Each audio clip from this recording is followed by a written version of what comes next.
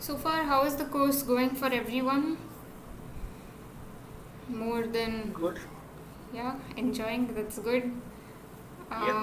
Are most of you taking the exam or anything? I am taking. Okay, cool. So am I. Alright, I great. actually had a query related to exam center, but even after sending it to that email ID, nobody has replied. So I don't know how does it work because there Oh, was a travel plan I was having around the same day. So I was oh, thinking if I can take the exam there, but nobody was replying. oh, so you I want did to not send it. shift the center or something like that? Yeah, I mean, I was planning to travel on 29, I mean 28, so I was thinking if I can get a center at that place itself. Okay, sure. Uh, Yeah, makes sense. So you've written to the NPTEL people, right? yes, let me just see, where did I write that? Some, Is it to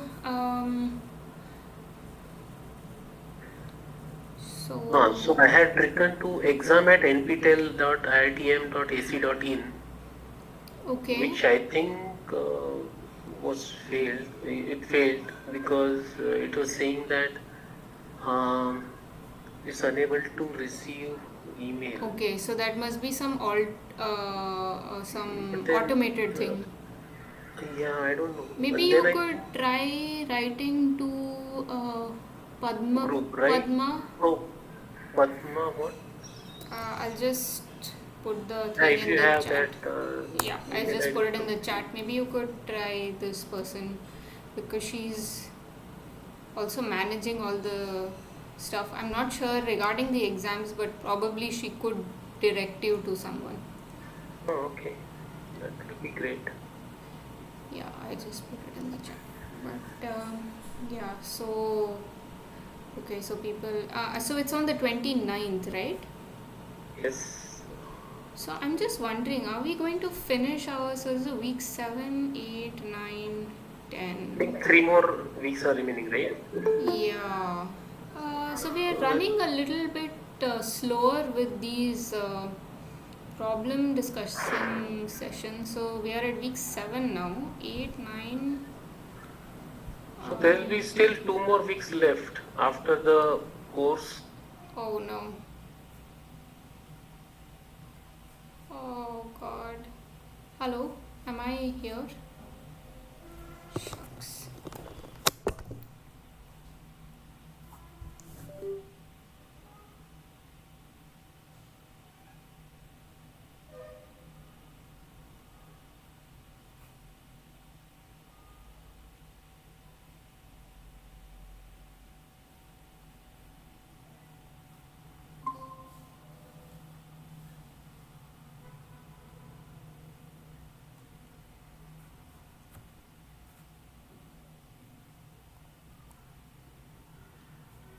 Hello? Yep. Hi, sorry, I just lost power. Yeah. Yeah. This So is, I just saw yeah. that I had sent that email to two email IDs. One was exam at nptel.iitm.ac.in and the other was online courses at nptel.iitm.ac.in. Okay, and both of them bounced or only one of them No, bounced? only exam at NPTEL bounce. The other did not reply. So I'm just copying Padma now to see if I can get any Sure. response. And you can maybe just, yeah, resend it to exams Correct. as well. Yeah, I'm trying that. Yeah.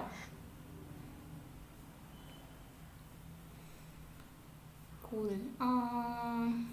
Right, so I think I was trying to see how many more weeks we would have left. So we have 8, 9, 10, 11, 12. Okay, cool. So I think we are about 12 people now. We can start. Yeah,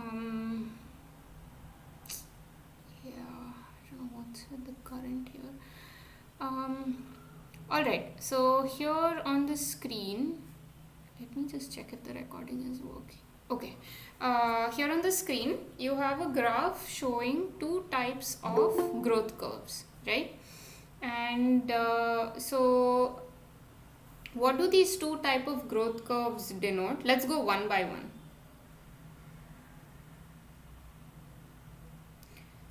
Sorry, Lakshmi, I don't have any email ID of fellow students actually. I think the discussion forum is probably your best bet. I don't have any email IDs of anyone. Okay, so what are the two types of growth curves that are shown in this image here? The first one I think is the exponential growth, which might happen if there is really some kind of an extinction, or the population might have reduced to a very low size and then suddenly it increases. That's what I Right. understand. Second, I think the carrying capacity is referring to the region's carrying capacity R, which is usually denoted by R, I think, which is also limited by the resources, if I'm not wrong. Okay. So if there is more than that capacity, then it may just act as a source, and those residents might move to new areas like sinks, which might not be a good or the ideal habitat. Okay. Could be adjacent to the natural habitat or forest, primary forest, what they call. Okay. Ma'am, Yes, Govind. but the first graph is means exponential growth. Second is logistic growth, and the limiting factor is the second graph is the Okay, carrying hang on. capacity of the Yeah, I haven't. Let's go step by step, Govind. Let's just go step by step. Yeah. Okay, so everyone is clear about what is an exponential growth curve and what is a logistic growth curve, right? So, an exponential growth curve most often is described by a J shaped curve, which you can see in the top graph that just goes up like this, and the logistic growth curve is denoted with a sigmoid type of graph that is shown like this. So can anyone comment on the per capita growth rate in the two figures? Actually these figures are supposed to have the equation. Where is the equation? Okay, here. So, could someone comment on the growth rates of both the population types? Ma'am, by per capita it means that growth per what? Ma'am? Per capita growth rate is actually this dn by dt, this equation, the left side. So, per capita is per the population. That will be R, R, right? R is actually, yes. Actually, R is not the per capita growth rate. R is just the growth rate. Oh yeah, dn by dt will be n into R, correct, yeah. Yeah. Okay. So, R is just your per capita rate of increase. Mm-hmm. So, Yeah, that will, yeah, sorry. yeah, go ahead. So, what could you say about the per capita growth rate in both these graphs? It will be more than 1 for exponential. Actually, it can't be like more than one. So, actually, it remains constant. So the the per capita growth rate remains constant, right? For the exponential? Yeah. No, but for exponential will usually mean there are more Yes, number yes. of Sorry. The R remains constant, huh, and the lambda will be yes. The lambda, right? Sorry. R remains constant and lambda is not higher, right? I'm not sure of the lambda. I don't see a lambda on this equation. lambda is I think basically that dn by dt or Oh, the dn by dt n function. Okay. not I mean nt1 by ntu nt1 by nt something like that, which is like the birth minus death kind of value Right. plus immigration evolution, right? Right. Right. So if it is 1, then it will be a stable population. If it is more than 1, it will be growing, and then if it is less than 1, it will be decreasing or diminishing population. Right. So what happens to R in both these? That will be the factorial of that. So that will be 0 in case of stable population, Okay.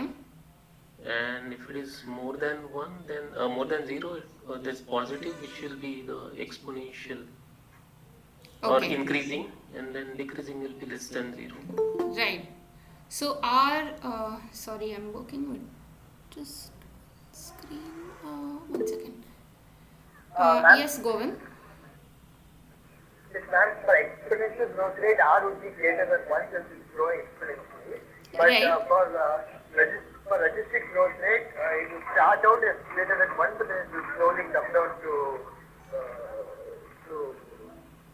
0, right, ma'am? Since Yeah. So growth it rate comes slowly down. decreases and Yeah. So R will decrease. Right. All right. Cool. Okay. So now again in both the graphs, what is the limiting factor in the second graph? carrying capacity.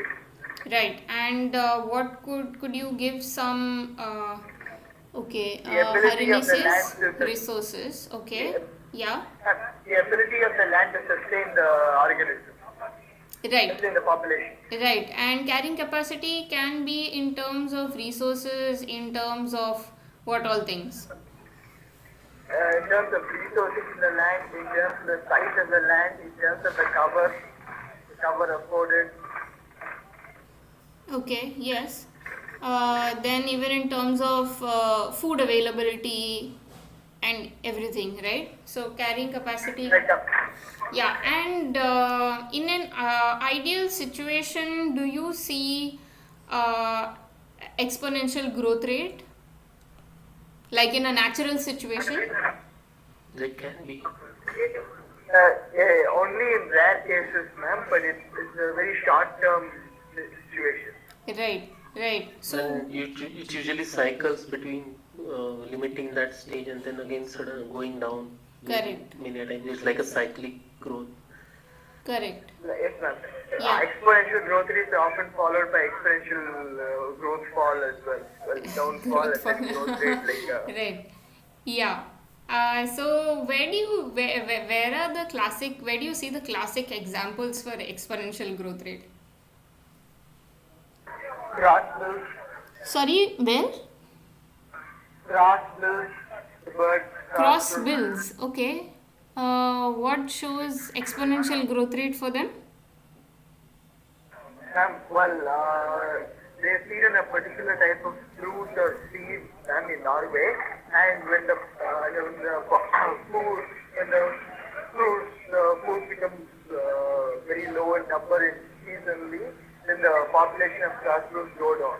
When the food comes back up, then the population explodes again. But that might seem true for any other bird, right? Like, but it probably won't be exponential. I don't know if you have read something and you are coming up with this example, but I saw this in the lecture. okay, okay. So in the lecture, it is given that exponential. Okay, for that is exactly as you said. It's for a short period, right? But it's not like infinite. Then what about moving trains? Moving trains, they have very low number. Concentration, their population also grows. Right, but what if you think of a non-bird example?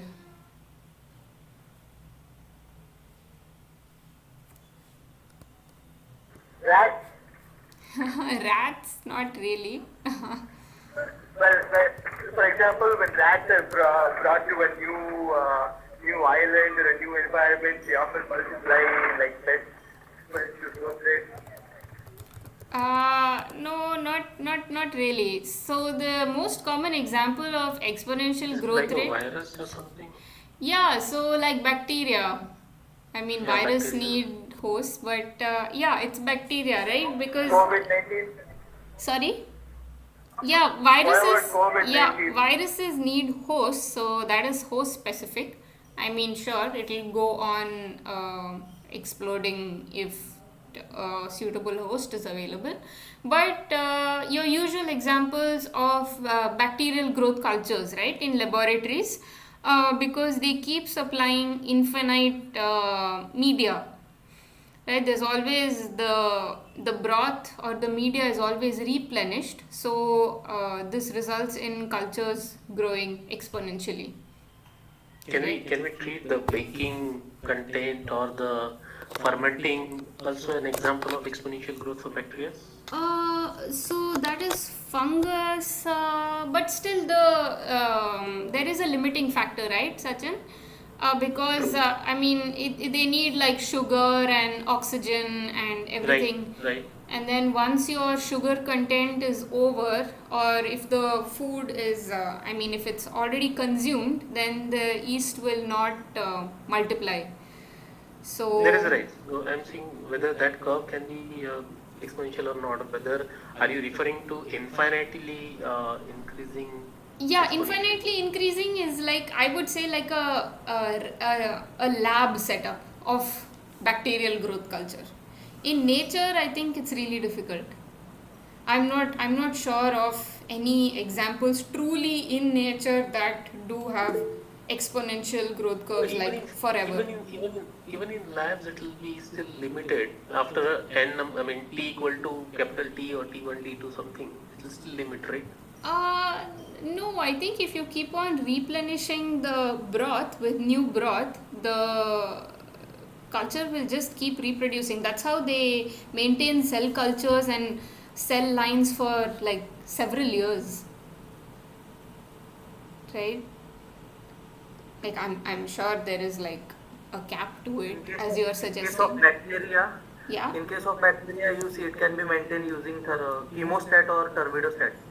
So these are the models in which you can see the media component can be consistently, continuously given, and Okay.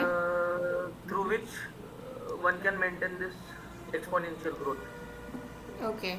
Yeah. Cool. Thanks for the input, Rishikesh. Yes, Govind. Now, what about the Cambrian explosion? Should that be considered? The Cambrian explosion. What's happening there? I mean, it's a Yeah. yeah, but I'm not sure how that works for a species. Are you talking about species in general or a species? Well, I thought it sounded similar to the Cambrian explosion. That's why I thought I'd No, like the Cambrian explosion is after, I think, if I'm not wrong, it's after the KT boundary, and then there was like a whole burst of new. No, no, ma'am. No, ma'am. It's like much before that. It's like some 500 to 600 million years ago when both conflicts But became very much is it more. species specific, or is it across multiple species? But I don't see how that fits in if it is across multiple species. No, I think it's the rise of complex life in general.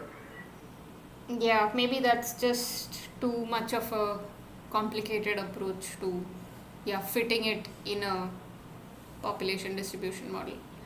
But yeah, a lot of people do mention like rodents and pests, sure, yes, to some extent, but ultimately they are also, yeah, limited by whatever resource factors. So as we keep Uh, creating or generating,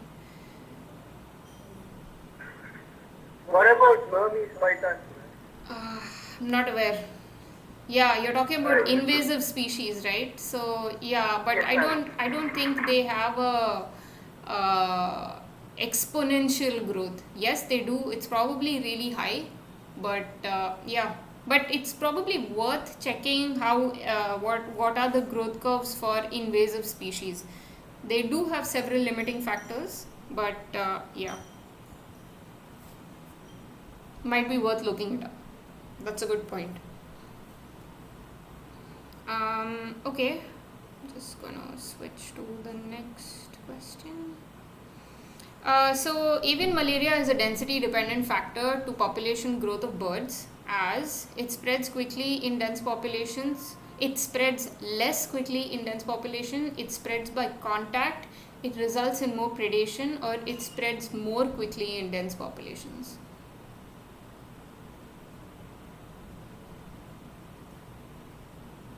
You can put your answers in the chat box.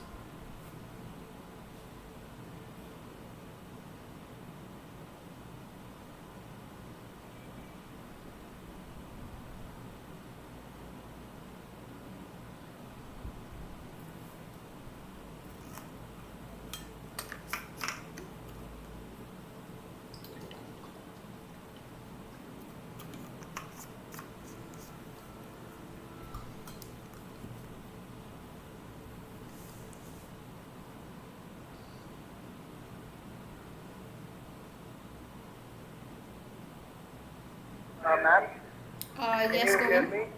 Yeah. You mentioned the KT boundary just now. I was just wondering why all the birds that we have right now are toothless here, ma'am? Because I Sorry, seem to what? recall.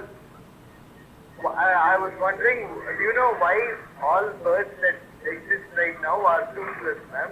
Are So, toothless. Oh, I think this was covered by someone, like loss of teeth and keratinization of the beak. I think it was covered by someone. I think it's on the discussion forum. I don't remember, but if anyone else remembers, yeah, feel They free reduce to. the weight, I well, think that was one of the reasons being. Yeah, sure, well, plausible.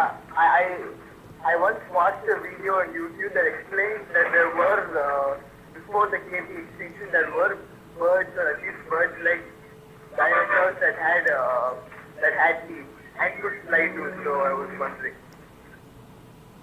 Uh, okay, so are you suggesting the loss of teeth due to the KT extinction or something? I'm not sure. Maybe it might be good to ask this to Raja I Jaipal. mean, was it covered by Dr.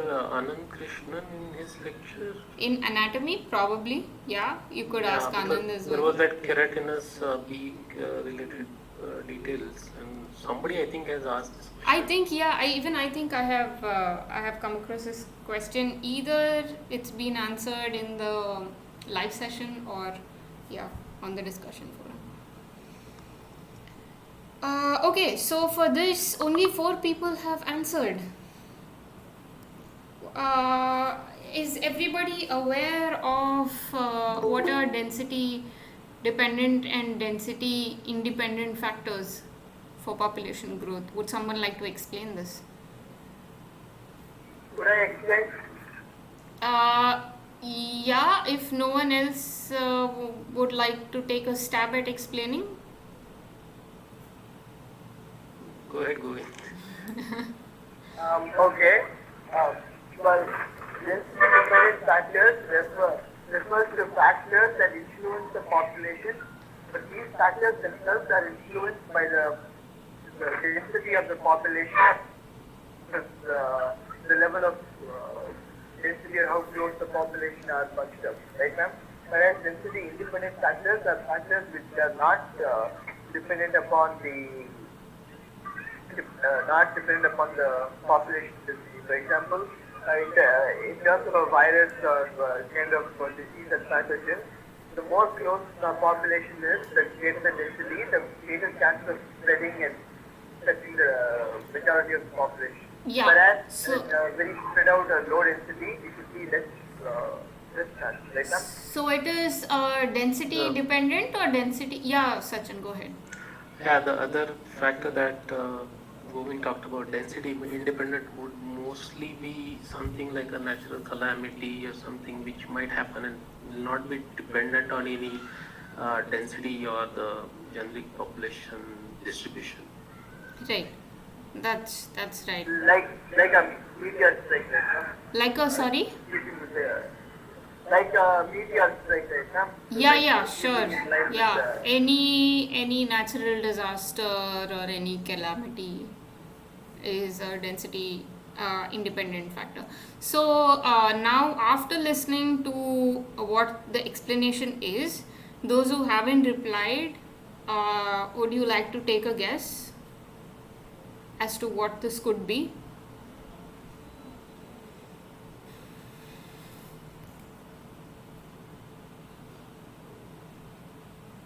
Okay.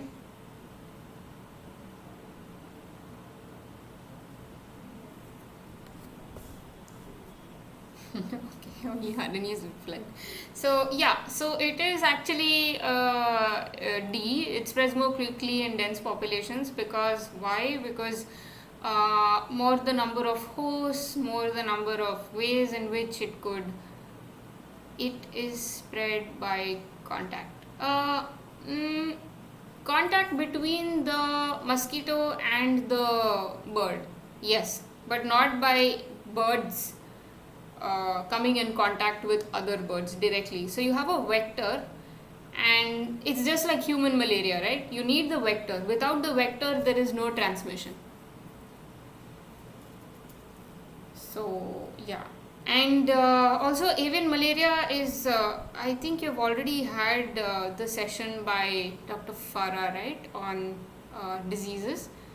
No, not yet. Okay, not yet. Okay, so that will be coming up. So avian malaria is not the same malaria that affects humans. So the human malaria is different. Avian malaria is different. The effects of malaria are also different in birds and in humans. So yeah, we'll. In some part of the world, you see, it is because of this avian malaria, house sparrow population was declined. Oh, Some is of the it papers house are sparrow? available. Yeah, so some of the papers are available on that as well. Okay, that is new to me. But the classic example for avian malaria is of the species in Hawaii that got avian malaria and caused a lot of extinction. So Dr. Farah is going to cover that in the if you have like the disease section coming up. But yeah, I'm not sure about the sparrows, but it's probably there. I just haven't come across that example. avian malaria is an invasive species in Hawaii, right?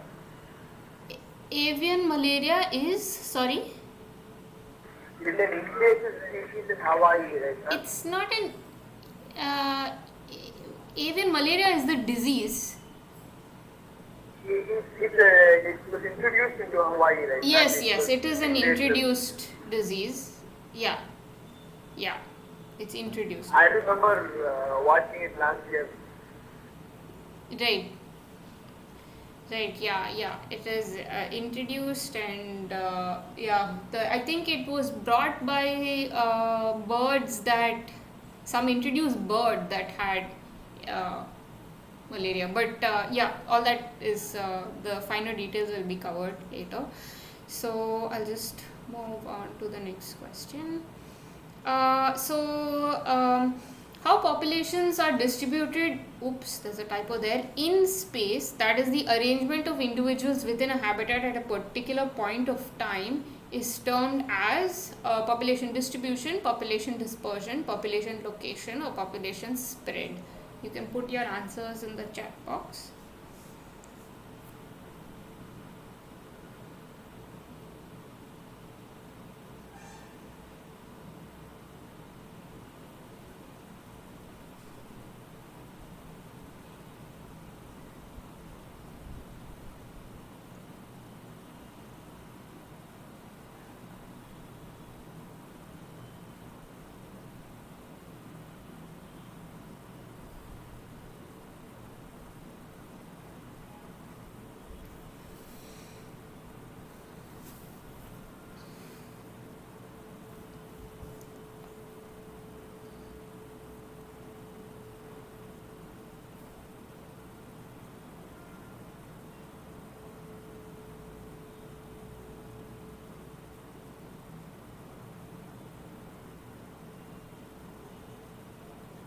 mostly dispersion, I guess.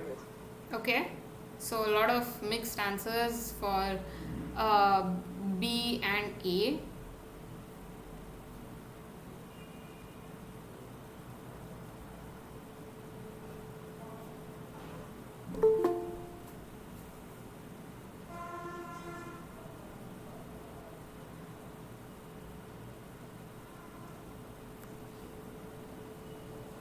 Okay, so would someone like to explain why is it A or why is it B?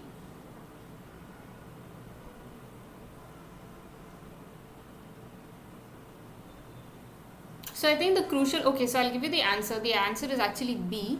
Why is it dispersion and not distribution? Is because it's written the arrangement of individuals, right? How the individuals are arranged within a particular habitat at a point of time. Population distribution is across its entire suitable habitat. Like if I say population distribution of I don't know, red vented bulbul is what, and you will see it spread all across India.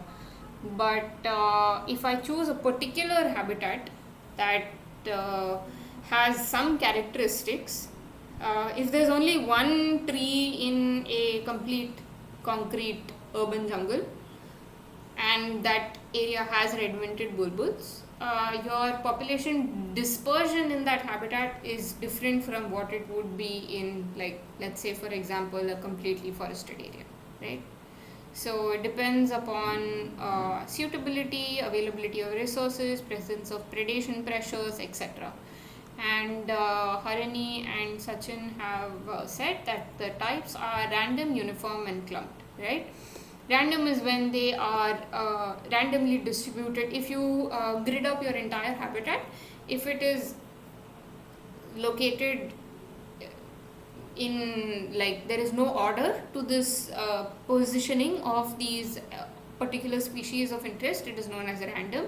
Uniform is when they are like there will be like a particular number in each grid cell or in every alternate grid cell or something like that, like they have like proper uniform distribution. And clumped when they are aggregated in certain grid cells due to some particular reason, right? So arrangement of individuals within a habitat is known as population distribution, I mean dispersion, sorry. Okay, just go to the next question. Given alongside is actually a graph from your lecture series itself. And so up here the question is, which taxa is highly affected by small changes in logging by the data given in this graph? So you have, is it birds, is it invertebrates, is it mammals, or is it amphibians? So you can use the chat box first to put in your answers and then we can discuss.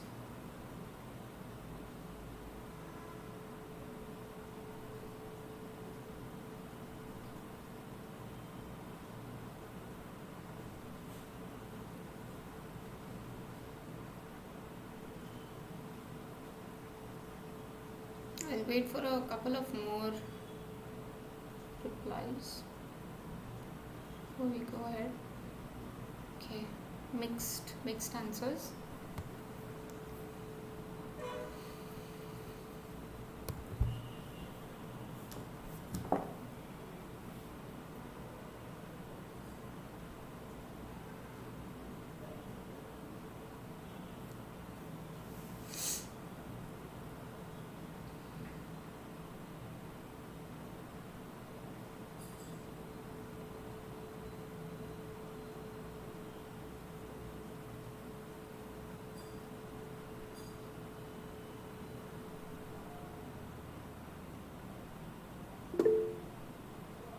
Yeah, hang on, Govind.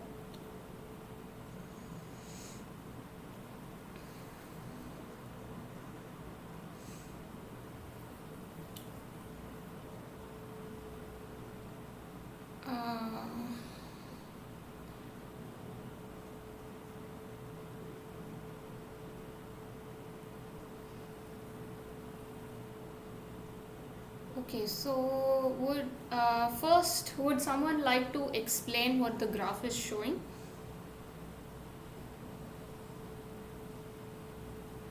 The effect logging has on different communities, like or assemblages, like mammals, birds, amphibians, and invertebrates. Okay, and what is? Could you explain what is logging, Govind? The felling of trees and Okay, trees and what is species richness? the, the, the diversity and amount of species in the area.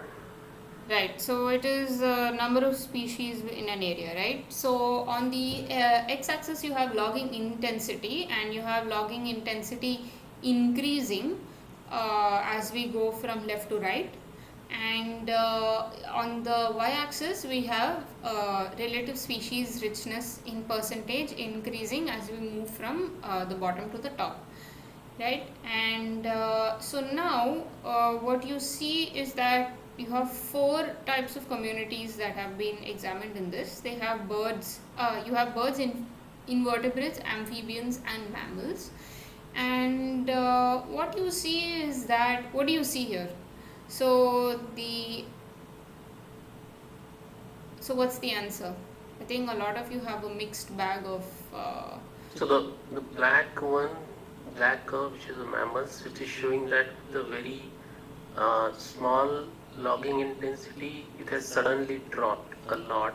right. And after maybe 2025, there is no species richness there left afterwards, Right. the natural richness. And after 50 And, or and so, after 50 or so, the amphibians are starting to disappear. But whereas birds and the invertebrates have continued to live with the or adapt to the new changes and continue to still survive. Right. Yeah. yeah, yes, ma'am. This makes sense too because the mammals are the largest, more specialized, so this is basically the first to. You see, it's hard and amphibians are very sensitive to their habitat, so they keep again. And then the Yeah. others, like birds, invertebrates are more hardy. Yeah. Yeah. And it seems that actually for birds it seems to be increasing. I'm not sure how significantly different it is, but yeah, the trend line shows it to be increasing, not by that much. But yeah, the other three categories are decreasing, and mammals more are affected more than amphibians, which are affected more than invertebrates by logging. Yeah, I'm speaking. Am I not audible? Yeah, Govind. I just thought I'd say something. Well, unlike what many think, amphibians are very sensitive to their habitat. So even though they're small, they can be really affected by even things like logging, even a little bit logging on the environment. Sure, sure. Yeah, they are, and quite often they are uh, like very well used as indicators species. So, yeah. Yes, ma'am. Especially in places like the Western Ghats, right? Higher number Especially, of sorry. right. Especially in places like the Western Ghats, right? Right. The greater amphibian diversity and their populations just sign that the habitat is doing well and vice versa. Sure, sure. Yeah. So, yeah, in especially tropical areas. Yeah, otherwise, as we move higher up to temperate areas, not much amphibians itself are present. So, sure. All right, moving to the next question. So, this is actually an adaptation of, we'll not get into the specifics of this. So, what you can see out here is, let's just imagine this as an elevational gradient distribution of species, and it is divided in two halves: the current assemblages and the projected future assemblages, right? and it goes from low elevation to mid elevation to high elevation. So on the left you see current assemblages, and in the right side you see projected future assemblages.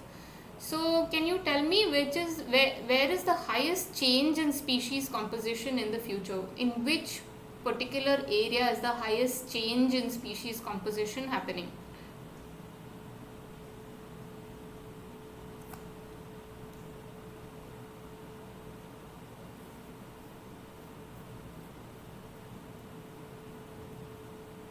Change is going to be the most in the low elevation first.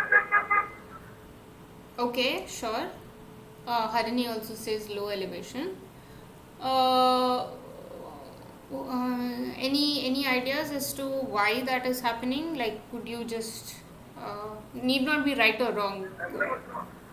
Global warming, the higher the temperature, the higher the elevation that the species will move up to. Okay, sure. One thing could be the trees. I don't know if it is truly related or not or applicable, but on the higher elevation there is no that much variation in the vegetation and the trees composition, so it's usually barren. Even if it's like a temperate region, there will be a lot of snow covered mountains. So, but if there are changes happening, like the global warming or whatever, or tree felling, which is due to human impact or something, which will be more at the lower elevations, and even if it's inundation or vegetation changes, it will be mostly impacted on the lower vegetation compared to higher elevation. So that Yeah. is why. Yeah, I think you brought up an important point about vegetation, and so to answer Harini, are species moving to higher elevations? Yes, but going back to what Sachin was mentioning regarding the vegetation, the habitat needs to be suitable, or the birds need to adapt faster to. Well, we are just talking in black and white. I'm sure there is a gradient. Ma'am, Yes, Govin.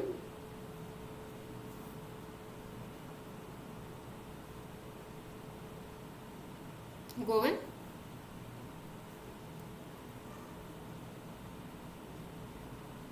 Okay, so species are moving to higher elevations from the lower elevations, and that is denoted by I don't know the arrows. Yeah, these. can you hear me now, ma'am? Yeah, Govin. Yeah, I was just saying if bird species are moving to higher elevations with climate change, wouldn't plant species and vegetation might also move up? Yeah, sure. Yeah, they do move up. They do move up, but dispersal of vegetation is definitely slower than birds. But if they are dispersed by birds, then sure, yes. But it might take some time for the community itself to, establish itself. But it's probably an interplay between the two. So yeah, as you mentioned, surely. So the arrows out here, what you can see is that species at these lower elevations are moving on to the higher elevations. Even to the mid elevation, some of them are going up. But where is extinction going to be more prevalent?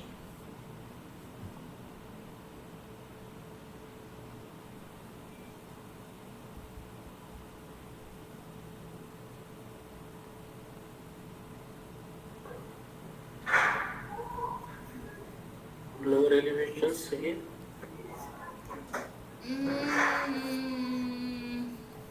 Okay. No, I think there's probability of extinction in all the elevations. Since the wave of extinction would happen in the low elevations, but as species move to higher elevations, there'll be greater competition and increase there. Yeah. Okay. Yeah. Good point. I Interesting mean, point. if the lower elevation species are able to adapt to the higher elevation environments and they are putting pressure on the higher elevation species who are not so adapted to lower elevations and there is no space, then they may just extinct uh, faster, probably, because there may be more inflow from the lower elevation to the higher elevation zone.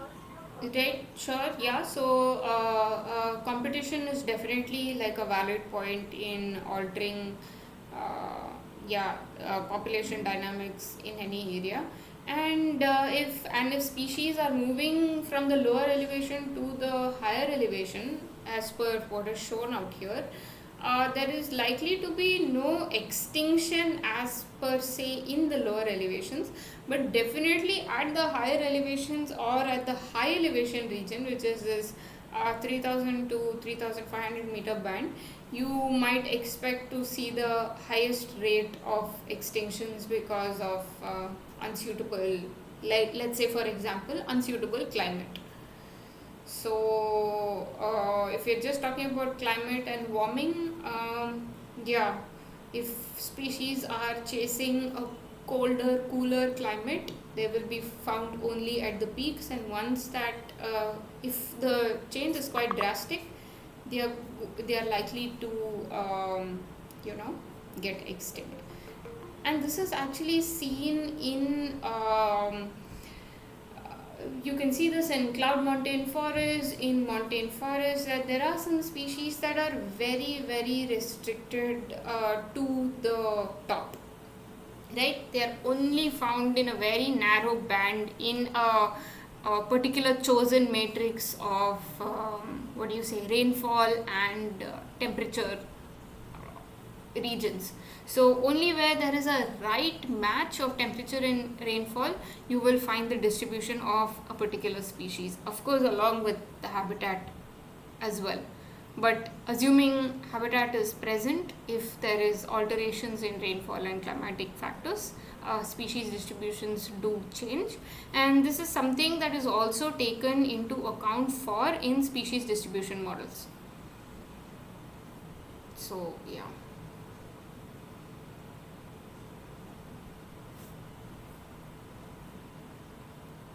Okay, so let me just go to the next question.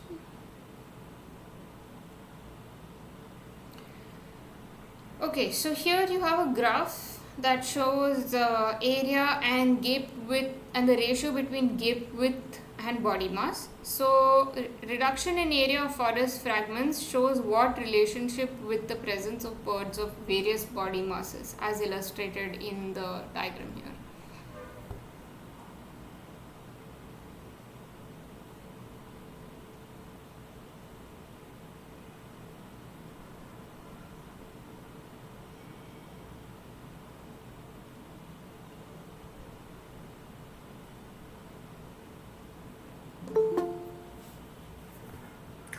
Higher body masses birds are more related to constricted area or specific regions.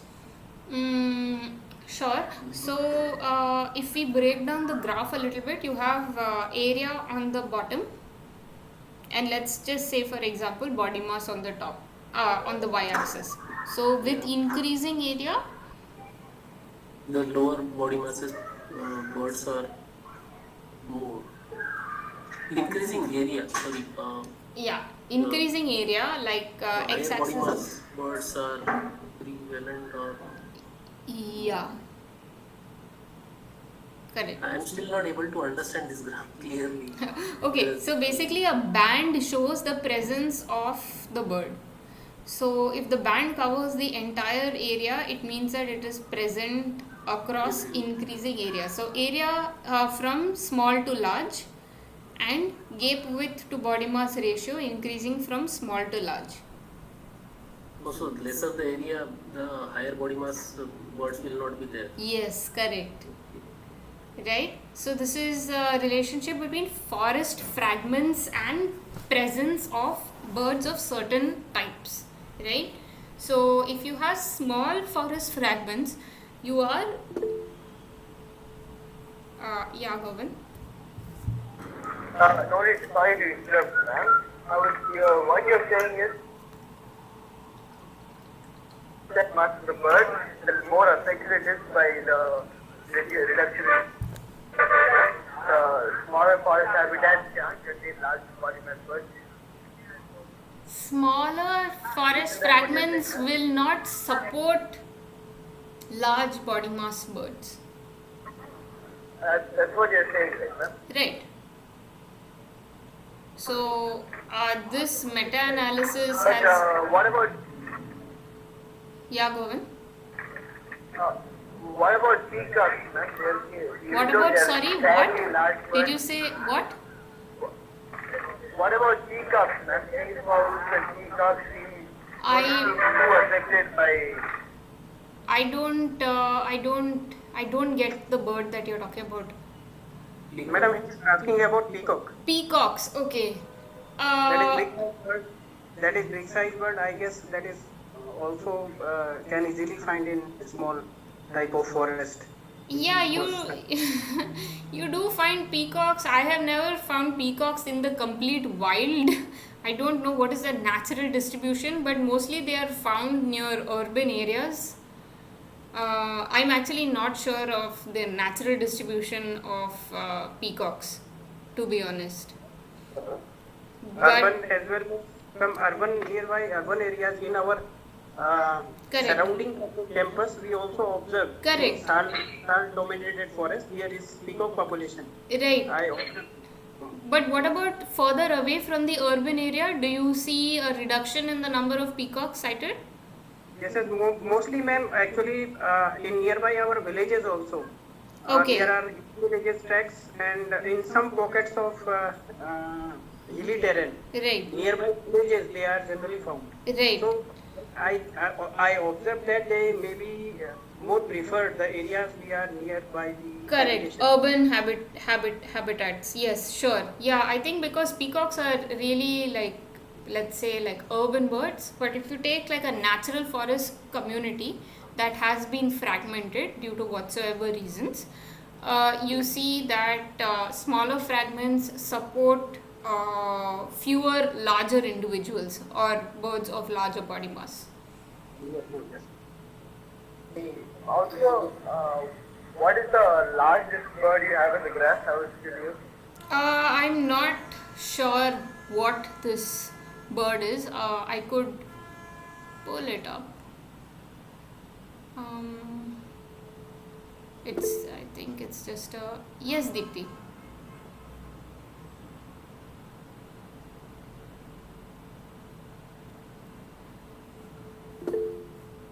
I think it's peacock. Yes, Deepti?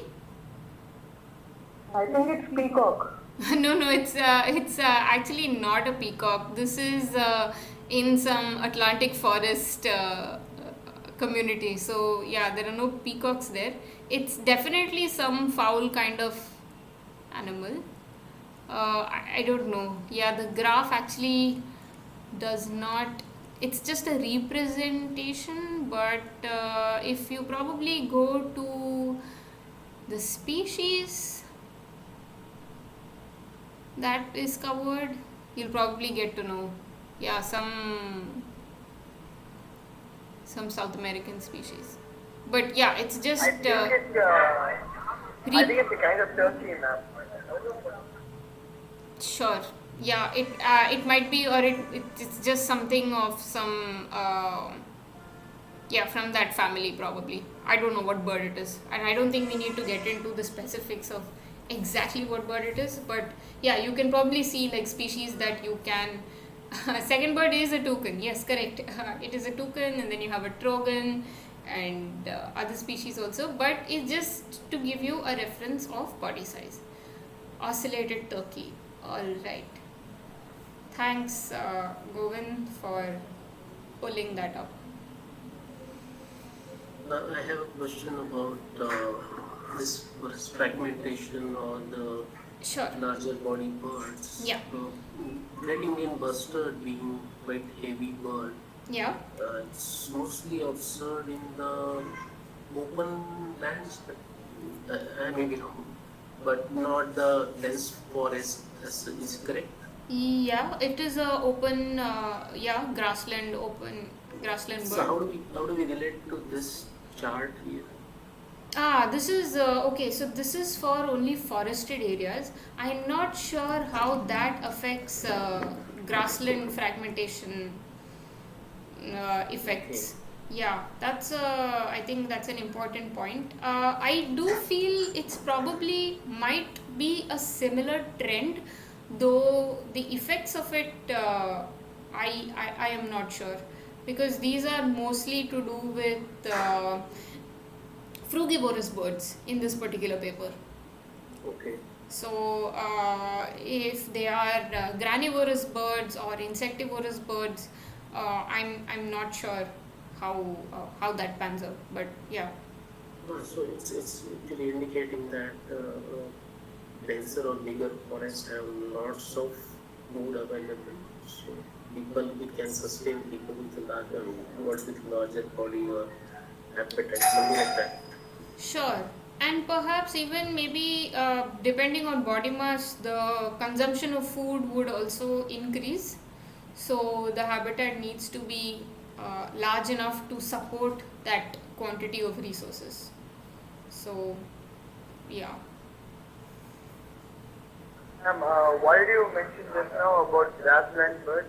I didn't quite hear.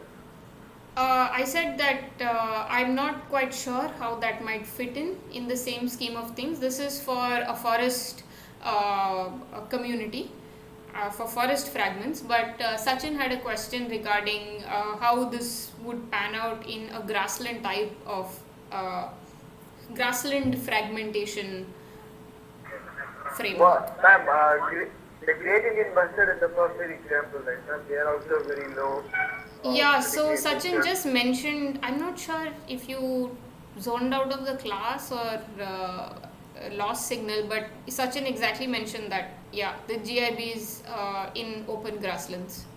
So, yeah, I'm not sure how fragmentation would affect them, and I would assume it might follow the same trend. But yes, this is a graph for frugivorous birds, so for insectivorous or granivorous birds, it would depend. Not sure, but I'm assuming similar.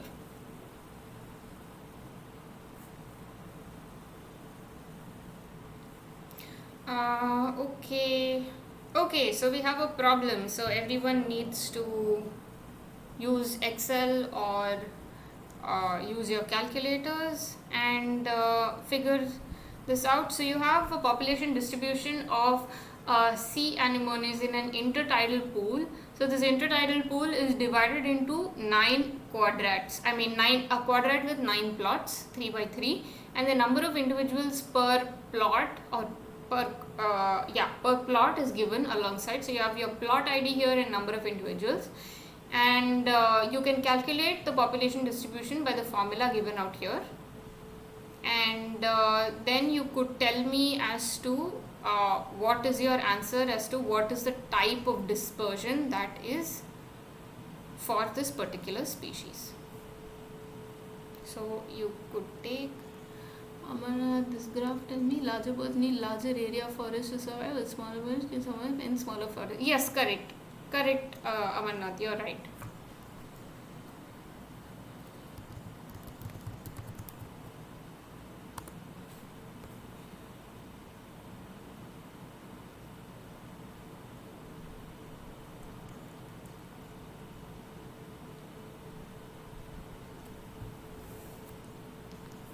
Yes, Deepti.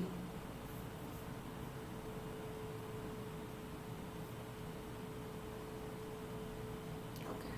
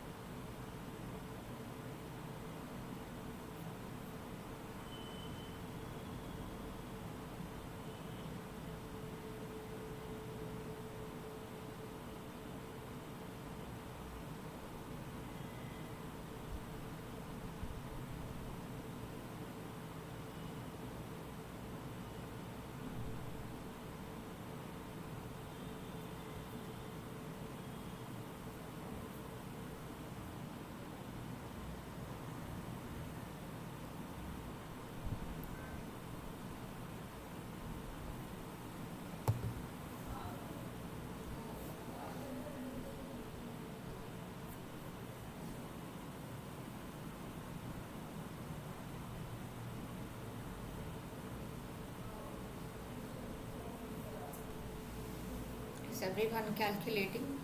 Is anyone stuck?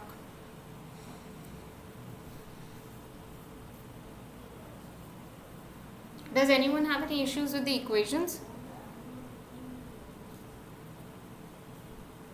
Yes, ma'am. Yeah, tell me. Totally confused, ma'am, actually.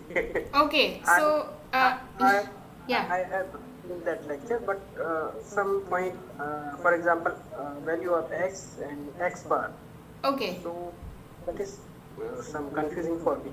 Okay, so x is actually the values of the number of individuals per plot, and x bar is the mean. So you have x bar here.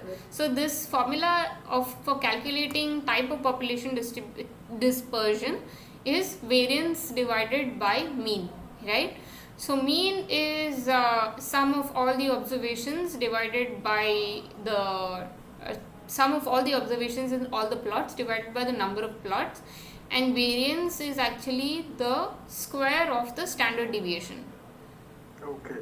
So so standard deviation is calculated by x minus x bar, which is the mean. You summate the entire thing and square it, and then you have you divide it by sample size minus 1, so n minus 1. So for this you can probably just use like Excel or something, Okay, but fine, ma'am. yeah, Very kind. Thank you. yeah, don't worry about it. Could someone tell me what are the values for mean and variance separately?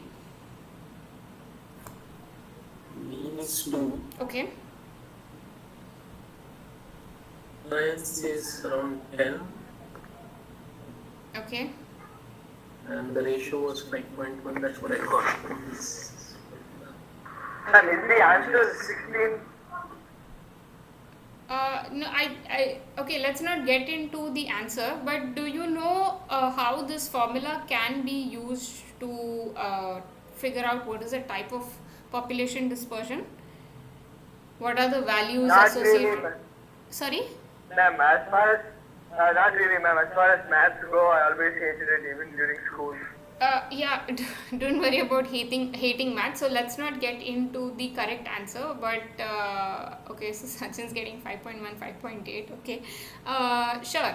So basically, if it is greater than 1, your answer, it means that it is clumped. Yeah, Sachin?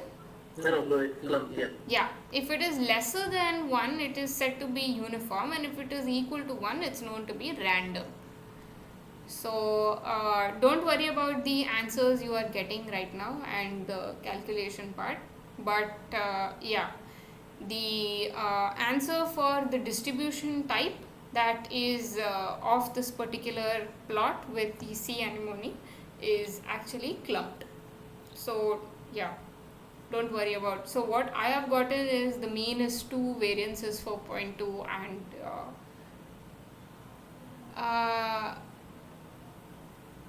Astagimat, what should I repeat? What is said, madam, about this graph? Okay. So basically, here is a plot of sea anemone. So I have an intertidal pool. Intertidal pool is basically something that is found near a marine habitat, and you have these tiny pools with multiple types of. Or yes, Govind. Well, if you, sorry to interrupt, ma'am, but if you'd like, I can explain what an intertidal pool is. Sure, can you explain the concept as well? That would be great, like the calculations Well, and it's everything. like, the concept is of, it's like a micro habitat when during peak of daytime the sea level recedes, and then there are small pools in the beach, and each pool has its own small self-contained ecosystem or habitat. Like you see a small sea anemone stuck in it, small fish that might have been trapped in it, and small crustaceans and sea stars, like that. Okay, and what's happening in the graphs here or the data given here? How would you calculate population dispersion? Well, as you mentioned, it's If it's greater than 1, it's a clump. If it's lesser than 1, it's uniform, and if it's equal to 1, it's random, right, ma'am? Yeah, You just have but to, yeah, so to explain that, so this area has been divided into plots, right? You have a quadrat, which is basically just a frame that you can put on any patch of intertidal area that you're working on. It's usually like a frame. Anyway, we need not get into specific of this can be done in any different way. So you have a plot which is 3 by 3, and you have 9 grid cells in it, and in those 9, so each plot has an ID which is plot 1 to 9, and I'm counting the number of sea anemone in every plot, right?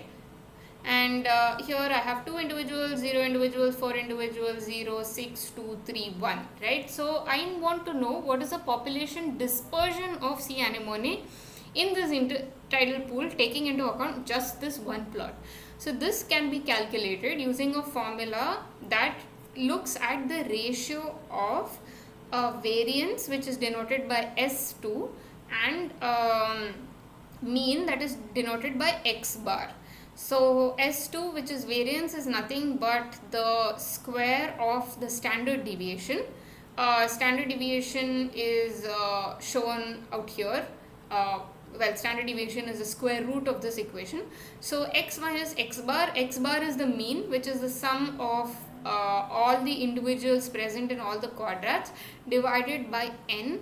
N is basically the number of quadrats, which is 9, and then you have X minus X bar the whole square, which is each unit, that is 2 minus X bar, which is the mean, and you square all these functions per plot, add them up, which is denoted by the summation symbol, and then divided by the total number of plots, right? So n minus 1. And don't worry about the math or anything right now. You can just do this in Excel, and you can get the values for whatever mean and variance. Right? What is X, ma'am, in the numerator? Here X bar is the mean. So mean is nothing but average. Just X, just X. X is this. X is each observation, right? So 2, 0, 0, 4, 0, 6, 2, 3, 1. So we have to do it separately for each observation. For calculating the standard deviation or the variance, yes. But here you have a summation. So summation means they are all added. So you have to add 2 plus 0 plus 0 plus 4 plus 0 plus 6 plus 2 plus 3 plus 1 divided by n. Yeah, so Harini has got the answer, which is what I had got, 4.25 by 2, and if it is greater than 1, it shows that it is a clumped distribution. Yeah. Mean is 2, right, ma'am? Mean is 2. Yeah, mean is 2, and variance is 4.25, as Harini and Sachin have typed in. N minus 1 is 8, right, ma'am? Yeah, I would assume so. But anyway, don't worry about solving the equation right now. I'm going to go to the next problem. Okay, so here again you have a graph that shows resource availability on the x-axis, number of individuals using the resource on the a proportion of the number of individuals using the resource on the y-axis, and then you have two lines. One shows the fundamental niche and one shows the realized niche, right? So the dash niche is usually always lesser than or equal to the dash niche. So Sachin says realized niche and fundamental niche. Okay, this is for the part A. Okay, what is I would like some more answers.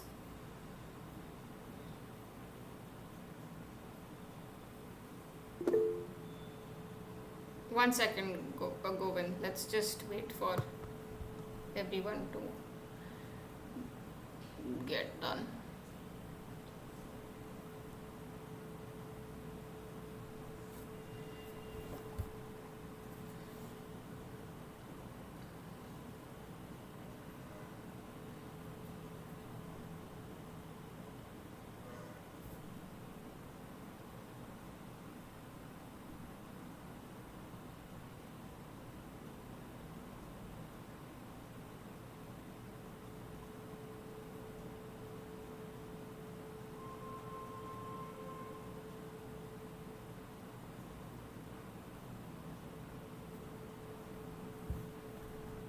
Generalists versus specialists for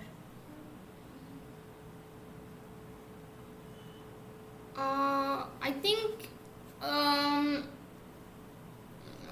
not sure, Sachin, your yes, Govind. Ma'am, explain both. Explain the answer.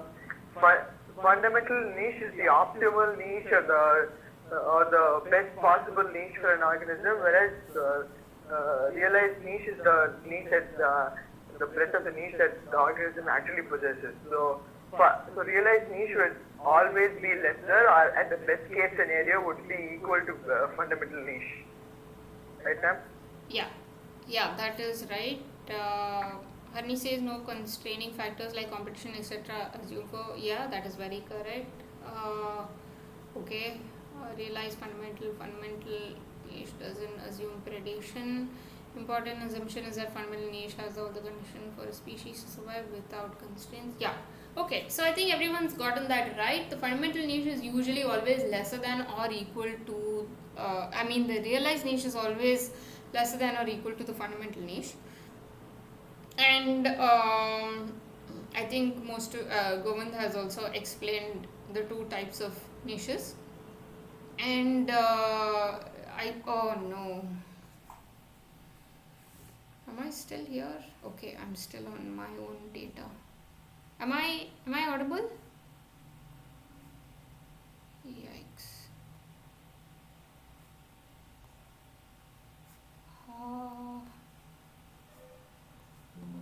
Hello? You're back now. Oh god, I can't Yes, you are back. Okay. Sorry, I just used two monitors. I can't. Alright, I don't know what's up with the current. Yeah. So what is an important assumption?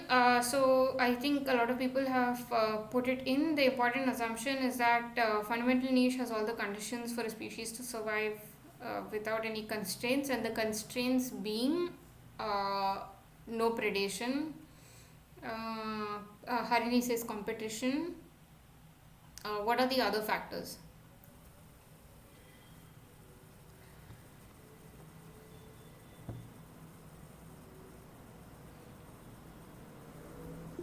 Yeah, Govind? Another important reason for coming up with fundamental niche is that it allows us to predict what the population of a species might be in the future.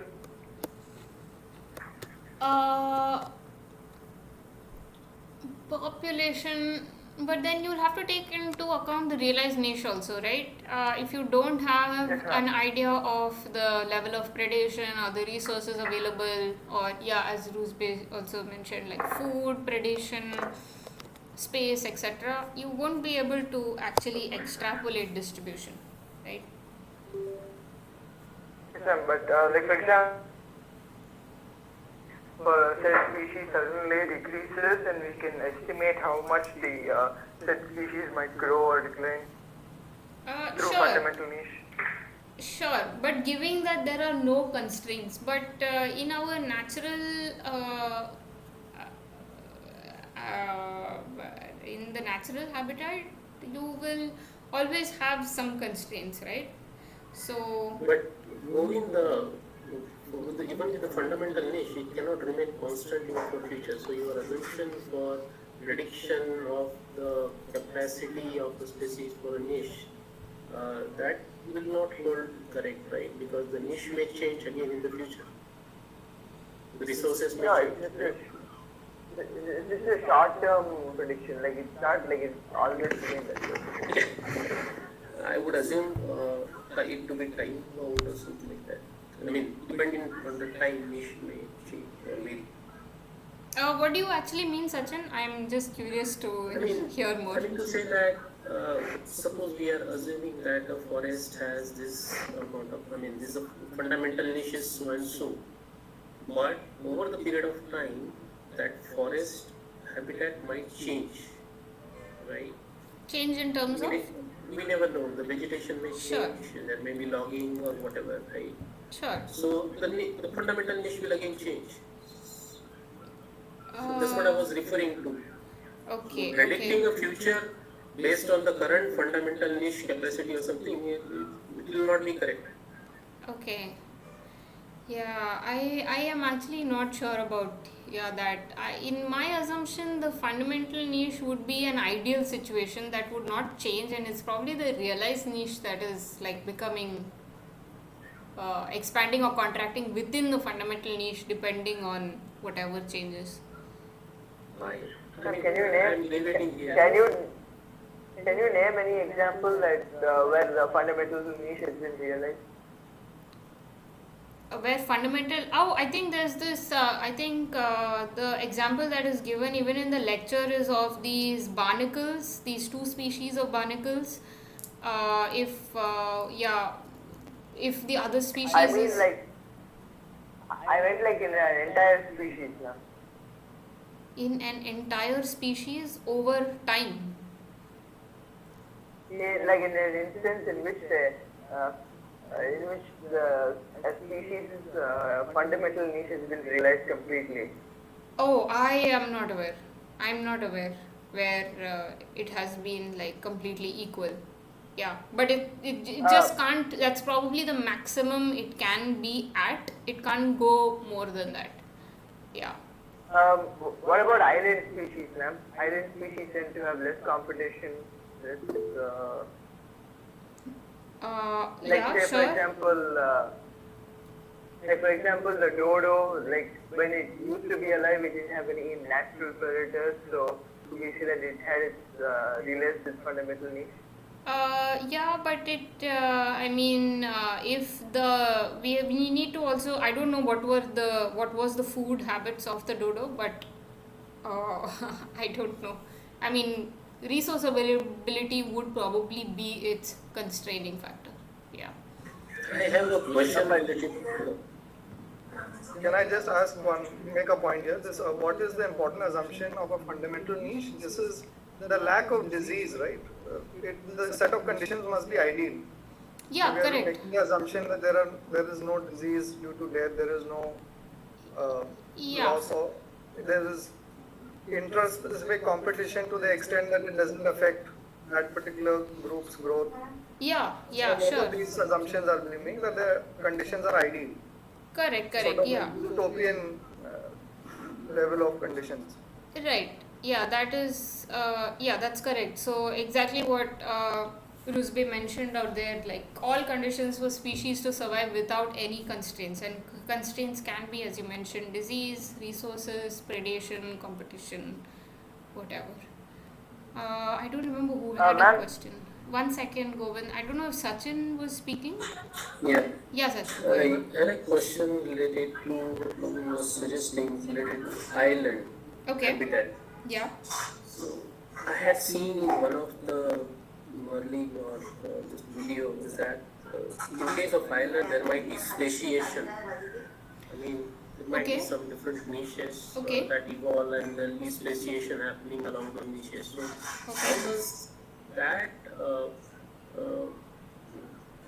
how does that is seen in respect to this fundamental niche? Whether the niche again is changing, or is it related to all the speciation that are happening for that particular species, or Yeah. for a subspecies? In interesting question. So I'm assuming that when speciation happens, each different species that is adapted or formed has a different fundamental niche, right? So Right. your ancestral species might not actually exist. Oops, Why am I breaking? Might not exist or may even exist in only certain part of that island, right? Yeah, or it might actually cease to exist. So if you look at a lot of phylogenetic relations, you would see that, I don't know if my voice is breaking or video seems It's to okay. be okay. Yeah, so you would see, like, if you see a phylogenetic radiation, you will have on the actual, you will see the species, but then when you see the species that they are linked to, you will have like a most recent common ancestor, and that ancestor probably just does not exist. We still don't know which came first in evolutionary biology. So yeah, it's again a loop kind of a discussion, but yeah, I would encourage to check up some evolutionary biology thoughts for, yeah, getting some idea of this. But yeah, we can have like a long discussion on this sometime later. But in my assumption, if there are new species formed, each species will carve out its own niche. Yeah. I think in those cases that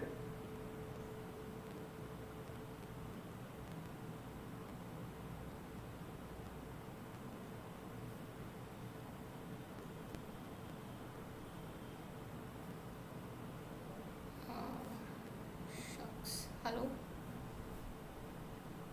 Did I? Now you're back. Okay, sorry. I think I you're back lost now, ma'am. internet. Yeah, Govind, I think you were talking. I missed out on what you were saying. Yeah, not at all, ma'am. I was just trying to mention your topic was that in evolutionary biology, whenever a species radiates, say, in an island, the ancestral species, the progenitor species ceases to exist, right, ma'am? I mean, it might exist, it might not exist. Why even like molecular studies or whatever, we never would come to know like what came first, but we would know that they were all linked by some most recent common ancestor. But the fact of speciation is that on islands is that there are so many niches that the ancestral bird would not have probably been exposed to on the mainland, and if they were the first to colonize that area, it just opens up a whole new yeah, compartment for it to specialize into particular feeding or foraging habits. And with the Darwin's finches, you can anyway see that there have been so many things that are happening within a short frame of time. So yeah, I mean, we all have this humans descended from monkeys, then why monkeys still exist kind of thing. But yeah, if you go into evolutionary biology and have discussions on that, it'll probably take another trajectory, but that's not for now. So Ma'am, I think in those cases it's because the species, the progenitor species, at least on the island, it's ceased to exist because it can't compete with the newer versions, ma'am. Since the newer versions can better access, better evolved to handle the niche. sure, like, I mean, we could have, that could be one hypothesis. I mean, it can't be ruled out. So sure, yeah. An example is, have you heard of Snake Island, ma'am? Nope. It's in a small island off the coast of Brazil. It's called Snake Island because it has many snakes. Like every 100 square feet, you found a few snakes. These vipers, called the golden lancet spit vipers, are unique only to the island, ma'am. And Okay. they come from the mainland. They come from a different species of viper from the mainland Brazil. That mainland species is no longer found on the island, but it's still found on the mainland. So the assumption is that the mainland species went extinct because it was outcompeted on the island by this newer version, but it still exists in the mainland. That sort of answers your question, right, ma'am? Well, not particularly, but let's not get into, yeah, the evolutionary biology or the existence of species and species that have, or speciation that has happened. in species. I'm going to move to the next question. So here is a illustration of a famous example. What do you actually, what can you interpret from this example? Does someone know what is this actually?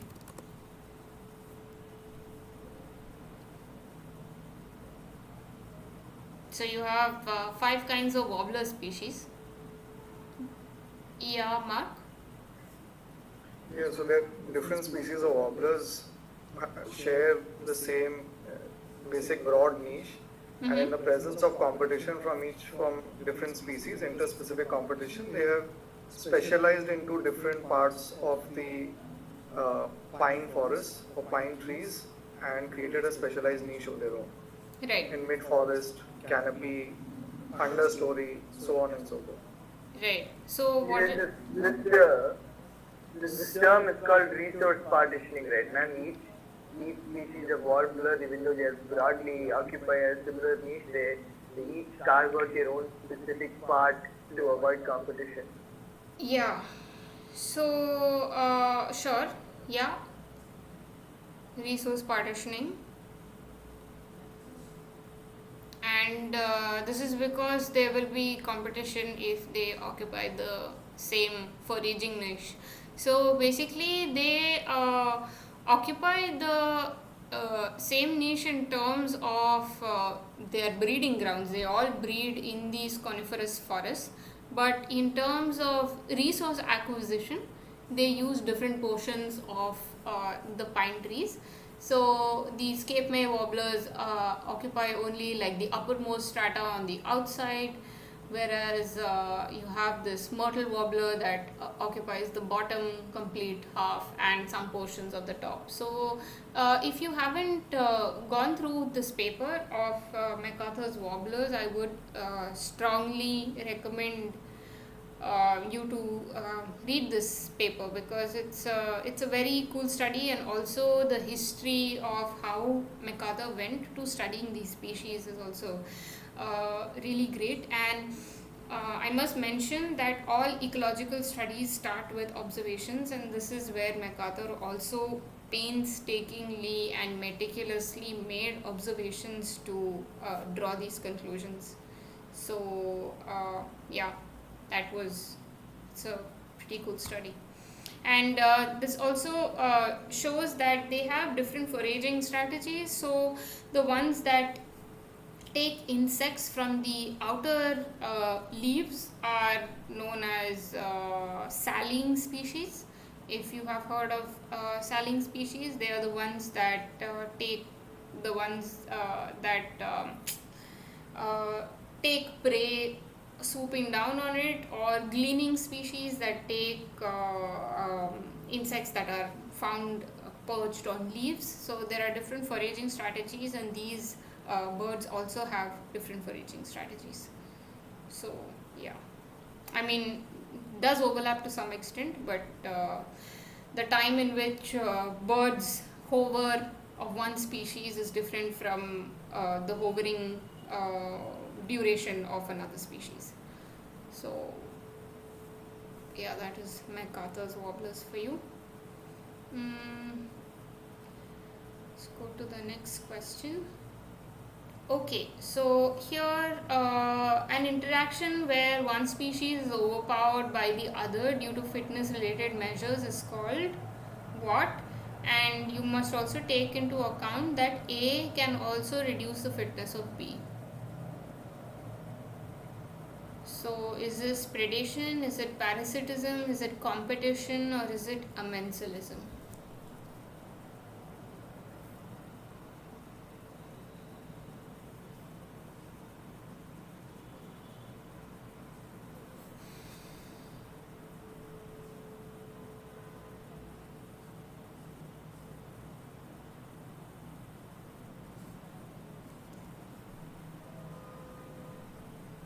Only 3 people?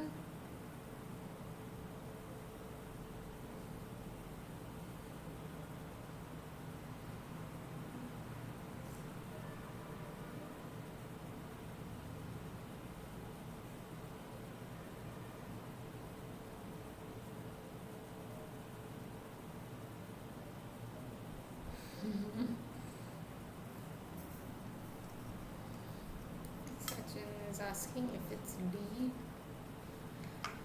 Everyone else says C.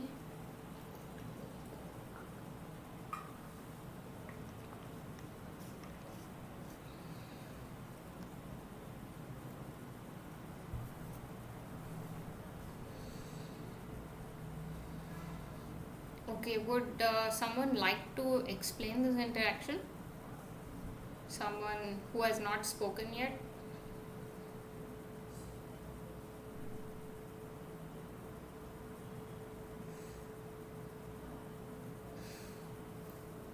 Madam, Yes.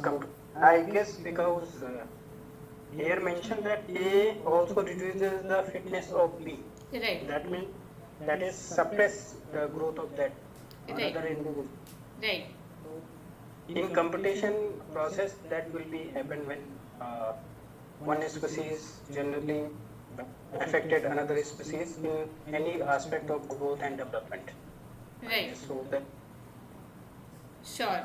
So, when both species have a negative impact on each other, it can be termed as competition, as Vikas has correctly pointed out here. What happens in the case of predation? uh, One species. An arms race. Mm, In the case of predation, one cannot have a negative effect on the other by its presence. It's like only the absence of herbivores will have a negative impact on a population of carnivores. yeah, But the sure. presence of herbivores cannot have a negative impact on the presence of the carnivores in that region. So It's positive to. Yeah, I it's think we positive to are one kind and But negative positive is what is there in the predation, right? correct. I mean, Correct. the Yeah, other you're species right. is actually getting impacted, Yeah. whereas the predator is actually gaining. That is a positive impact. Yeah, you're absolutely right. I think, Mark, you're getting into the Lotka-Volterra models of population dynamics, but this is just in terms of interactions. So, yeah. Okay, so that is predation when one is positive and one is negative. Parasitism, what happens in parasitism? it's similar, isn't it? No? Sorry? It is rather similar right now. Yeah, it is Positive and negative. correct. most It's is either unaffected or negatively affected. So Yeah. there is one positive, one is either neutral or negative. right, sure. Yes, ma'am. That can happen. Yeah. Well, it's never truly negative, right now. There is some negativity, but it can range from being very bad to being negligible. Technically, can it be neutral in parasitism?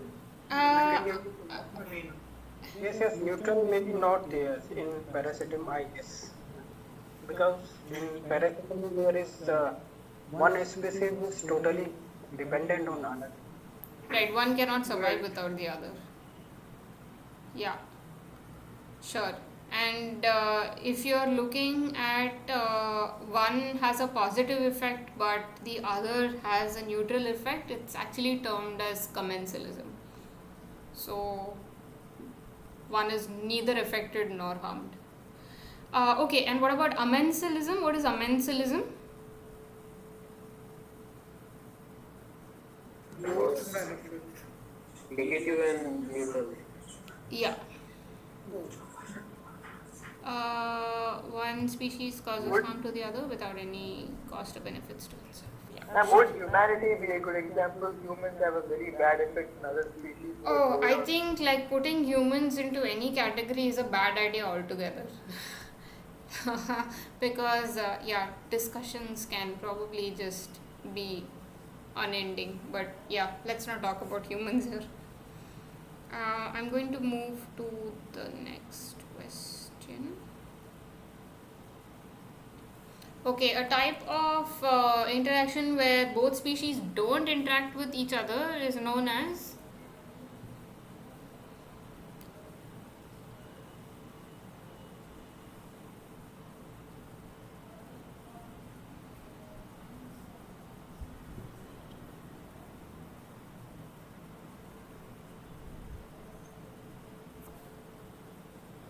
Okay, so yeah, that was an easy one. I'll just go to the next question. Okay, so you can take some time to read this and yeah, discuss. We can discuss further on this. It's a pretty interesting example as well. So I can read it out. So in this study, the authors contrast multi-species composite population trends of deer-sensitive and deer-tolerant woodland birds at a national scale across Britain. So they highlight the divergent fates of these two groups between 1994 to 2011, which is several years, and they show a striking association between the calculated divergence and composite population trend of woodland deer, right? So their results demonstrate the link between changes in deer populations and changes in bird communities. And in a period where composite population trends for deer increase by, okay, let's not get into particular terminology, but let's just see what this means.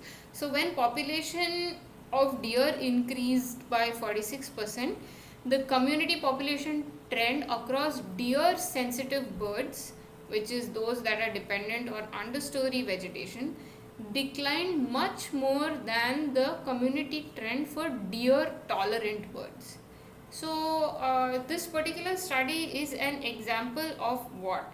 Is it a trophic cascade? Is it an amensal reaction? Is it an instance of competition, or is it a mutualistic interaction?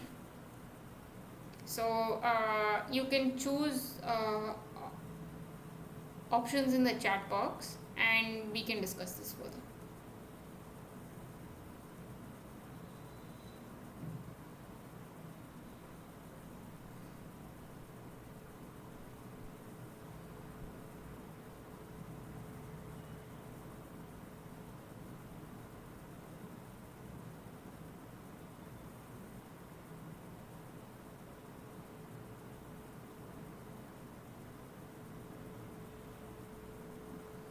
Okay, either B or C.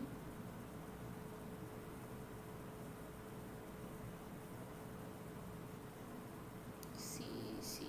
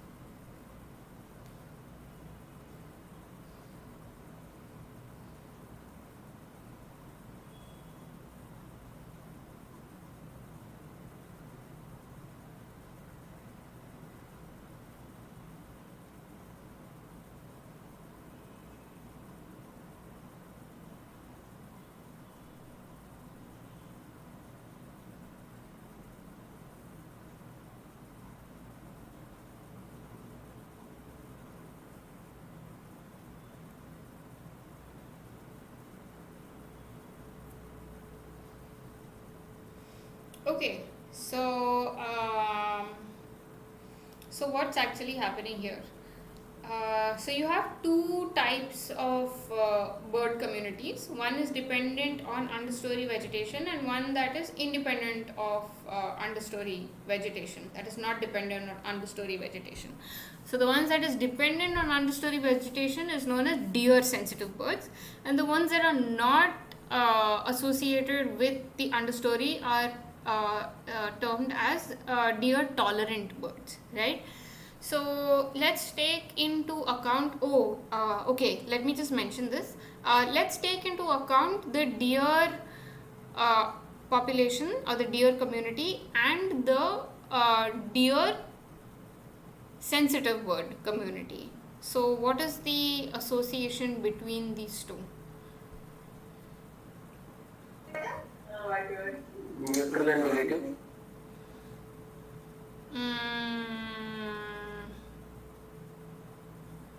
Okay.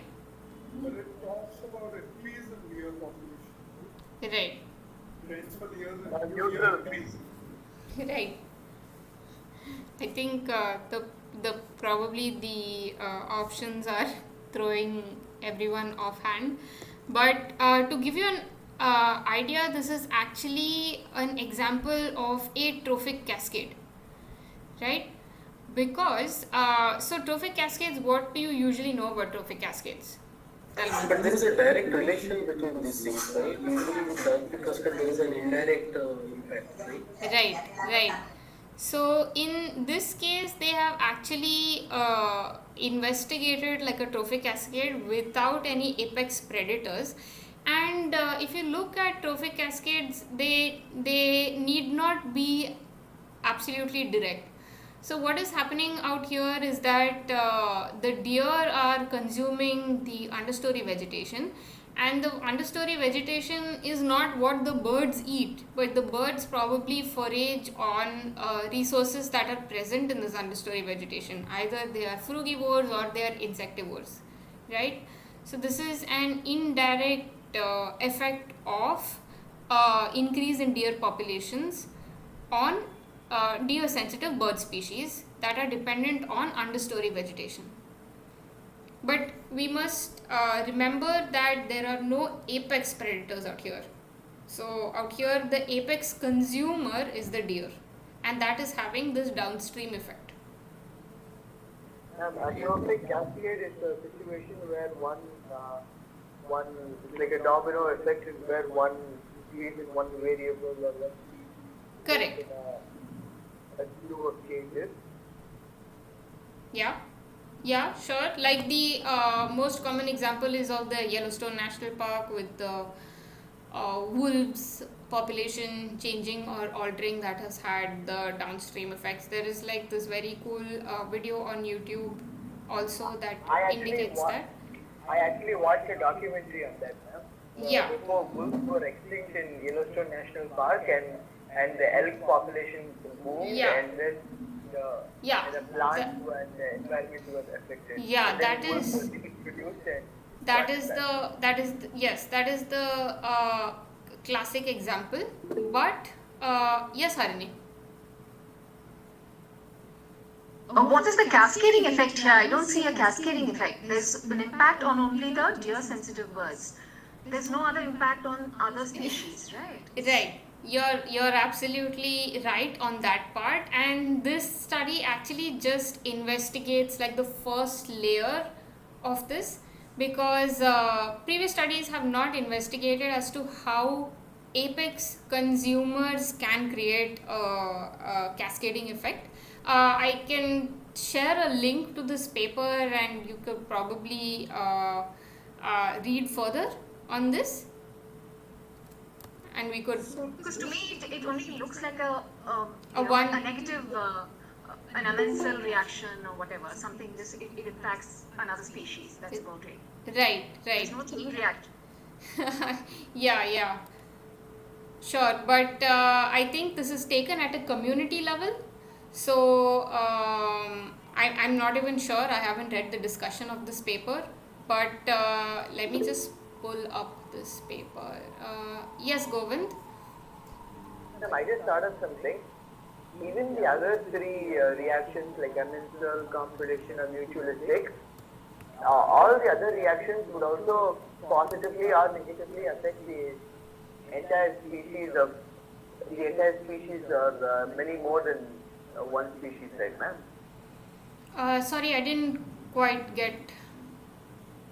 The other three options, competition, mutualistic, or amensal, any of these three reactions would either positively or negatively impact many species, not just one. At the very least, affect two species or even more, right, ma'am?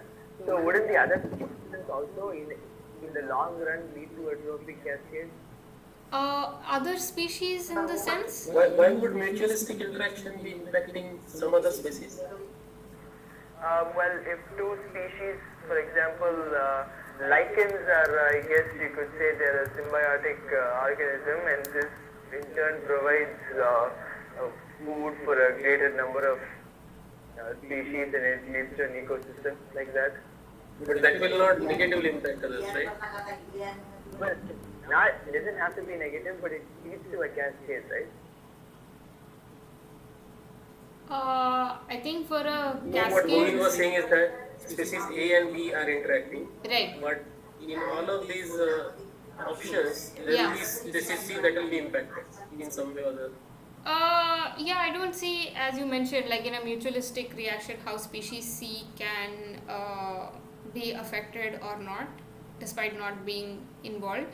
But to bring back uh, the discussion on the paper that is like this is taken from, yes, as Harini mentioned, it is not across multiple levels yet, but I think this is just a paper that indicates what might be happening at other community trophic levels as well. So this is probably just an exploratory first step into exploring how consumer apex predators can be responsible for a trophic cascade. Yeah. And some time ago, I read a book by Chris Barnard on animal behavior. There, it was written that in the point of view of the sea, the sparrow is the predator. And so, if Yeah. the sparrow consumes resources that are Sure. common to other individuals in the population at an unequal rate, that will in turn affect other species, have an indirect effect on other species. But this is not a very stereotypical example of trophic cascade, Right. wherein because of the lack of wolves, the population of deers is more, so the vegetation is diminished, and that is resulted in the removal of other creatures sharing that location. Yeah. This is a sort of a, it's a unique example, it's kind of an indirect example of trophic cascade. It's not Yeah. very clear. I think there is, yes, Vikas. No, Mark is right. Actually, man, that may be possible. What he said. Yeah, and I think there was also this indirect effect even in Yellowstone about beavers. So that was also kind of an indirect effect. Ma'am, could I explain the indirect effect on beavers? No, not for now, Govind. But, you can send a link to the video though, of for the, yeah, you can send that I saw it and in a TV documentary. sorry. I saw it in a TV documentary. Okay, so I'll find the video and send it. It's a short documentary, I mean, video on YouTube. Yeah, I'm just going to the next question. Okay. So, in which two species apparent competition occurs indirectly? When they compete for space, when they fight for the same resources, when they have a common predator, or when they exploit common resources at different times.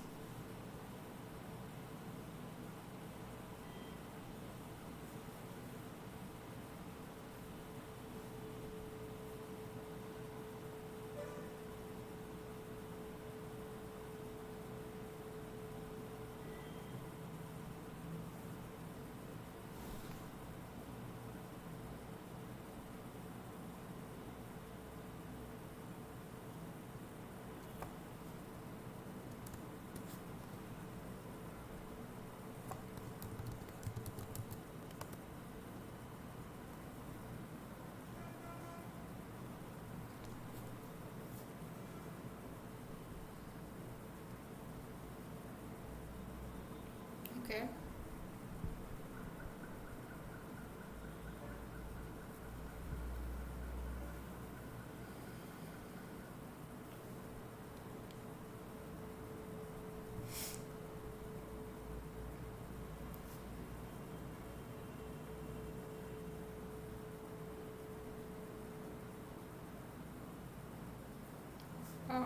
gonna wait for a couple of more answers, or has everybody answered?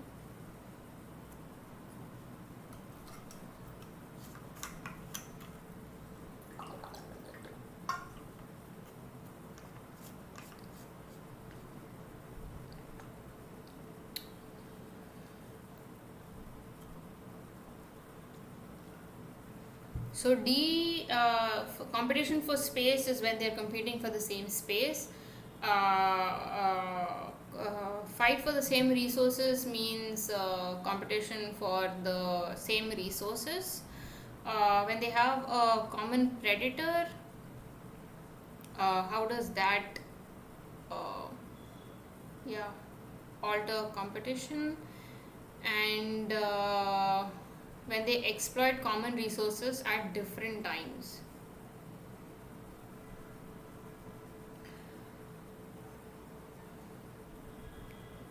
So I guess the answer is B, but I just wonder if C is also a similar case in the sense that it's not a direct interaction, but at the same time, if they have a common predator, there is likely to be an apparent relation between them.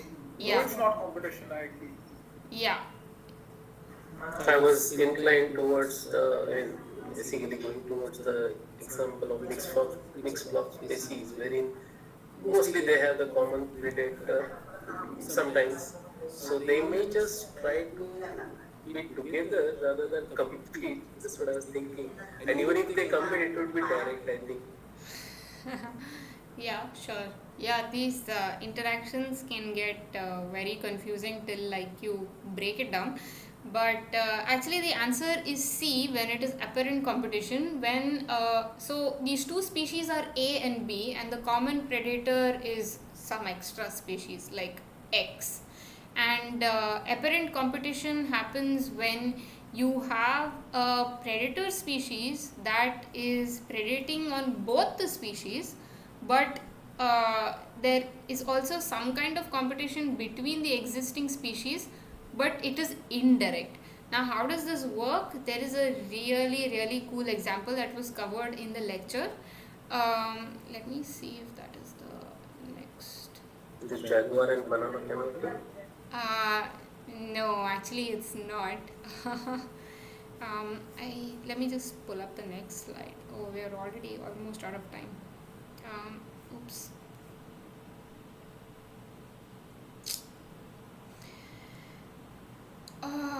Yeah, here. So this actually is an example of. Well, I'm just going to reveal it to you. It's an example of apparent competition. Yeah. Would someone like to? This was explained in the class. Would someone like to take this up and explain this graph?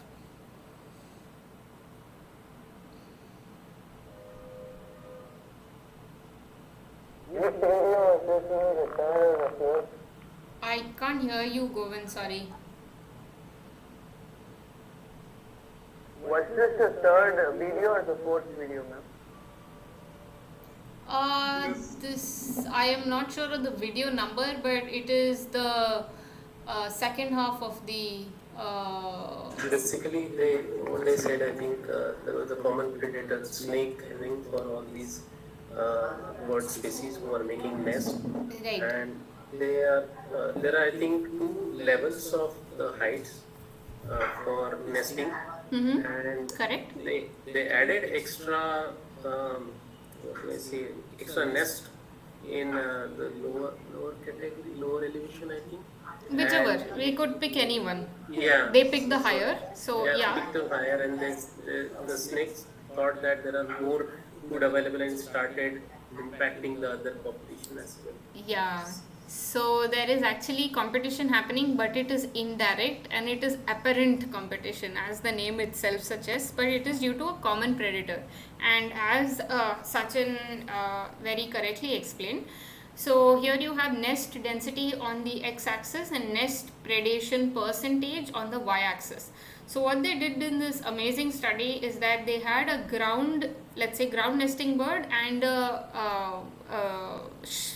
I think it is reed nesting bird, and what they did was they kept the proportion of ground nests the same, but they only altered the number of the higher strata nests. So out here you have a ratio of 6:0, 6 ground and 0 reed. Here you have 6 ground and 6 reed, 6 ground and 12 reed, and 6 ground and 18 reed. So all you are actually doing is increasing the number of nests that are present at the reed level, which is, I think it was of some warbler species or something like that. I'm not really sure. We don't need to get into details. But what you are seeing is that with the increase in level of predation levels, with the increase in number of nest density at the of the second species, the nests that are predated of the first species are also increasing. And why is this happening? As Sachin correctly mentioned, that it is just because the presence of more number of nests are attracting more snakes or more number of predation events, but just because they are consuming the nests that are present in the reeds means that their probability of encountering a nest on the ground also increases. So it just increases the overall level of predation. Right? So is that clear? And if you would like, I mean, this is exactly an example from the lecture series, so please do go back and check it out. Yes, Govind? My question is, how is it a competition? Yeah, it is an apparent competition. So that's the whole point of this apparent competition, which is actually an indirect competition where you have a common enemy, right? And this common enemy is leading to an increase of predation rates of one species because of its higher density. But also, even though the second species density is the same, it is increasing predation rates in that. So both the species are not interacting directly with each other. So just a question, Chiti, I remember this example now very clearly. Yeah. It was the different shapes of the nest also. So Sure. one was an open cup Sure. shape, and there was another shape of the nest. Dome shaped or something I like that. remember thinking about this example at that time also. How many examples like this do you need to come up with the generalized term? Like it can also be possible, right, that with the habitats, there was habitat constraints, and so these birds nested, the density of the nests were high because of the lack of spreading out evenly in different habitats. I think, Mark, this is an experiment. So they actually increase the number of nests.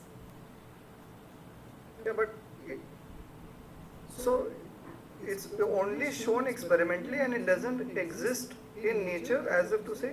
I mean, it can. Apparent competition is only in controlled conditions, and Well, I mean, it's not controlled. It's kind of in nature, but it is experimental. But of natural cases that are occurring, you could probably like check it out, but it might be a little bit difficult, right? Because you would still need, like, there will never be an exact number of nests of one particular species in one particular area. I'm not sure. But the pattern can emerge. exactly my question is, you will never be able to arrive at such conclusions Sure. without having structured the experiment in such a way that it will lead to this. I'm actually How not. valid are these kind of understanding of this competition is what my doubt is. I see. Yeah, I think we might just need to look up more examples. As of right now, I'm not aware of any more examples. But if we could get an idea of more examples for apparent competition, then maybe the trend would be more apparent, I guess. Yeah. Could I give an example? Sure, Govind. It's not a bird example, but it involves a close relative. Okay. Well, crocodiles actually, like in Africa, you have the Mara River migration when wildebeests and zebras and other uh, groups of herds of animals, they cross the river. Have you heard of it, ma'am?